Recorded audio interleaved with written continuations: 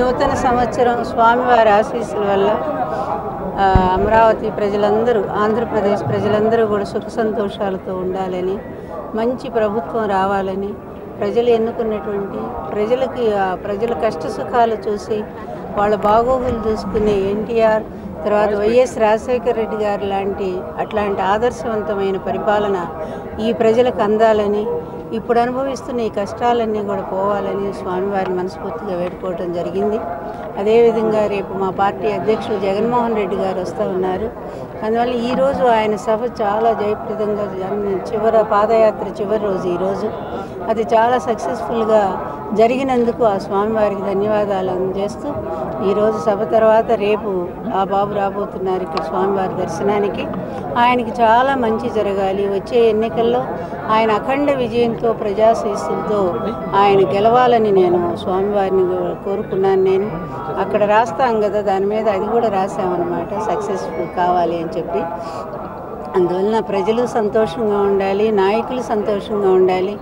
ఎవరు అన్యాయం చేస్తున్నారో, ఎవరు అవినీతి పాల్పడుతున్నారో, ఎవరు ద్రోహం చేస్తున్నారో ప్రజలకి, వాళ్ళు మాత్రం ఈ ప్రజా వ్యవస్థ నుంచే తొలగిపోవాలని చెప్పి నేను భగవంతుడి మనస్ఫూర్తి కోరుకున్నా.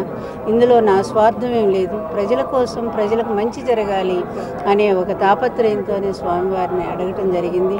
తప్పకుండా వెంకటేశ్వర స్వామి శుభాశీస్సులు ఇచ్చి ఆంధ్రప్రదేశ్ ప్రజలకు నూతన నాయకత్వాన్ని ఇచ్చి ఆ ప్రజలకు సుఖ సంతోషాలు ఇస్తారని నేను నమ్ముతున్నాను. ఎన్టీఆర్ బయోపిక్ రెండవ పాట అనుకుంటాను నిన్న రిలీజ్ చేశారు. ఫస్ట్ పాట ద్రోహం వెన్నుపోటు ఏదో పాట కదా, అది ఎప్పుడో అయ్యింది. నిన్న రెండవ పాట, నిన్ననే నాకు కూడా వచ్చింది, ఎవరో పంపించారు. అది నిజానికి నేను కొంచెం బాధపడ్డాను. అది ఎందుకంటే ఆ పాటలో నన్ను ఎక్కువ విమర్శించినట్టుగా అనిపించింది. మరి ఆర్జీవి గారి ఆలోచన ఏంటి అయితే చివరి వివరణలో మాత్రం ఇవన్నీ ప్రశ్నలు నిజమే కదా. ఇప్పటిదాకా ఈ పార్టీ వాళ్ళు, లేకపోతే ఈ పార్టీ ప్రచారం చేసింది, టీడీపీ ప్రచారం చేసినటువంటివి నా మీద కామెంట్స్, నా కులం కాదన్నారు, నా స్థలం కాదన్నారు, అసలు ఎన్టీఆర్ భార్యే కాదు, ఆయన పెళ్ళే చేసుకోలేదన్నారు. ఇలాంటి దుష్ప్రచారాలు 20 సంవత్సరాలుగా ఎదుర్కొని ఈ అవమానాలన్నీ గుండెల్లో మోసి ఇన్నాళ్ళకి ఆర్జీవి గారు మంచో చెడు నాకు తెలియదు, కానీ ఆయనతో నాకు ఎప్పుడు పెద్ద పరిచయం లేదు, మొన్న తిరుపతిలో తప్ప. కానీ ఈరోజు ఆయన ఎన్టీఆర్కి జరిగిన అన్యాయం మీద ఆయన తీస్తాను అని చెప్పి నిజాలు బయటపెడతానని ఇదే తిరుపతిలో ఆయన ప్రమాణం చేశారు కనుక నేను నమ్ముతా ఉన్నాను. తప్పకుండా బయోపిక్ అంటే 100% ఎన్టీఆర్ గారు సుఖంగా ఉన్న సమయమే కాదు, ఆయన వైభవం అనుభవించిన టైమే కాదు. ఎందుకంటే ఆయన ముందు జీవితం కూడా చాలా కష్టాలు పడ్డారు.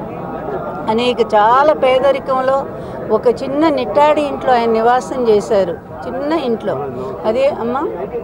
అదేవిధంగా ఆయన అన్ని కష్టాలు పడి గొప్ప నటుడయ్యి, తర్వాత ఎంత అసలు మహానటుడయ్యి ప్రపంచంలోనే అంత తనకి సమానం ఇంకొకరు లేరనిపించుకొని, తర్వాత 35 సంవత్సరాలు ఆ ఇండస్ట్రీని వదిలిపెట్టి 35 సంవత్సరాల కాంగ్రెస్ని పూర్తిగా తుడిచిపెట్టి ఆంధ్రప్రదేశ్లో 9 నెలల్లోనే ముఖ్యమంత్రి అయిన మహానాయకుడు ఎన్టీఆర్ గారు. ఆ మహానుభావుడు చేపట్టిందంతా కూడా చాలా సక్సెస్ అయ్యి, తర్వాత చివరి దశలో ఆయన అనారోగ్య పరిస్థితుల్లో నన్ను పెళ్లి చేసుకోవడం జరిగింది. అదంతా కూడా 1-2 సార్లు కుటుంబంతో చర్చించి చెప్పి వాళ్ళ ఆమోదం తీసుకుని వివాహం చేసుకున్నారు. అందరూ అంటారు వాళ్ళకి ఇష్టం లేదని. నేను ఒక్కటే అడుగుతున్నాను, మా గవర్నమెంట్ వచ్చిన తర్వాత మా కుటుంబ సభ్యులు మేమందరం కలిసిపోయామా లేదా? ఒకళ్ళిద్దరు తప్ప కుటుంబంలో అందరం కలిసిపోయాం బాగా. బాలకృష్ణ కుటుంబం కానీ, లేకపోతే పెద్దబ్బాయి కుటుంబం కానీ, ఎన్టీఆర్ టీడీపీలో పెద్దబ్బాయి ఎంపీగా కూడా పోటీ చేశారు, మీకు గుర్తుండే ఉంటుంది, శ్రీకాకుళం నుంచి. మరి మేము ఎక్కడ బాగలేము? కేవలం ఇతను చేసినటువంటి వెన్నుపోటు చర్యకి మళ్ళీ కుటుంబాన్ని నచ్చజెప్పి కన్విన్స్ చేసి అమాయకులైనటువంటి ఆయన కొడుకుల్ని తన వైపు తిప్పుకొని ఆ విధంగా నాకు ఒక యాంటీగా తయారు చేశారు తప్ప కుటుంబము నేను ఎప్పుడు వేరుగా లేము. ఈ దురదృష్టకరమైనటువంటి సంఘటన జరిగిన తర్వాతే నన్ను కుటుంబం నుంచి ఆయన దూరం చేశాడు, ఆయన అధికార దాహం కోసం. అట్లాంటి పరిస్థితుల్లో నేను మరి 23 ఏళ్లుగా నా భర్తకు జరిగిన అన్యాయం మీద, ద్రోహం మీద పోరాడుతూనే ఉన్నాను. నేను ఎప్పుడైనా పారిపోయానా? వీళ్ళకి భయపడ్డానా? లేకపోతే ఏమైనా ప్రలోభపడ్డానా, నేనేమైనా దారి తప్పానా, అడుగు దాటానా? పూర్తిగా ఎన్టీఆర్ గారు అడుగుజాడల్లో నడుస్తూ నేను ఆయన జీవితంతోనే మమేకమై ఇప్పటికీ కూడా ఎన్టీఆర్ అనే 3 అక్షరాలు నమ్ముకొని ఉన్నాను. అదేవిధంగా నేను వైకాపాలో చేరటం కూడా అంతే. ఆయన యాంటీ కాంగ్రెస్గా జగన్మోహన్ రెడ్డి గారు పార్టీ ఏర్పాటు చేసుకుని తన సత్తా ఏంటో తను నిరూపించుకుంటున్నారు కనుక ఆయన పోరాటంలో ఉన్నారు, నేను పోరాటంలో ఉన్నాను కనుక ఒక తల్లి బిడ్డల అనుబంధం లాగా పార్టీలోకి నేను వెళ్ళటం జరిగింది తప్ప అక్కడ అధికారం కోసమో పదవుల కోసమో నేను వెళ్ళటం జరగలేదు. ఇట్లాంటి పరిస్థితుల్లో మరి ఎన్టీఆర్ బయోపిక్ అంటే ఎన్టీఆర్ చరిత్ర అంతా కూడా తీసే ధైర్యం అది బాలకృష్ణ గారికి లేదు. ఎందుకంటే తీస్తే వాళ్ళ భావన విలన్గా చూపించాల్సి వస్తుంది, లేదా నన్ను విలన్గా చూపించాలి. నన్ను విలన్గా చూపిస్తే నేనెందుకు ఊరుకుంటాను? వాళ్ళ నాన్నగారు ఇచ్చిన సాక్ష్యాలు బోలెడున్నాయి తను జరిగిన వెన్నుపోటు మీద. వీటన్నిటిని బయటపెట్టి నేను కోర్టుకు వెళ్ళను. అందువల్ల నేను ఈరోజు నిజం బయటికి, అందుకని అది సగమే. ఎన్టీఆర్ గారి గురించి బాలకృష్ణ గారు 2 పార్టీలు తీసినా 3 పార్టీలు తీసినా అది సగమే అవుతుంది తప్ప ఎన్టీఆర్ జీవితం పూర్తి కానే కాదు. అందువల్ల అది పూర్తి బయోపిక్ అని నేను అనలేను. ఎందుకంటే సినిమాలు డ్యాన్సులు ఇవన్నీ మామూలే, కానీ అసలు ఒరిజినల్ చరిత్ర అంటేనే జీవితం. ఆ జీవితానికి సంబంధించిన ఆ చరిత్ర నిర్భయంగా చూపించలేనప్పుడు, ఆ ధైర్యం మీకు లేనప్పుడు దాని బయోపిక్ అనే పేరు పెట్టకండి. కానీ చివరి క్షణాల్లో ఆయన పడ్డ క్షోభ ఏంటి, ఆయన బాధ ఏంటి, ఆయన అవమానాలు ఏంటి, ఆయన ఏ విధంగా బాధపడ్డారు, వచ్చిన వాళ్ళందరి దగ్గర ఎలా కళ్ళనీళ్ళు పెట్టుకున్నారు, ఆ జీవితం చూపించగలిగినప్పుడే సంపూర్ణమైన బయోపిక్ అర్థమవుతుంది.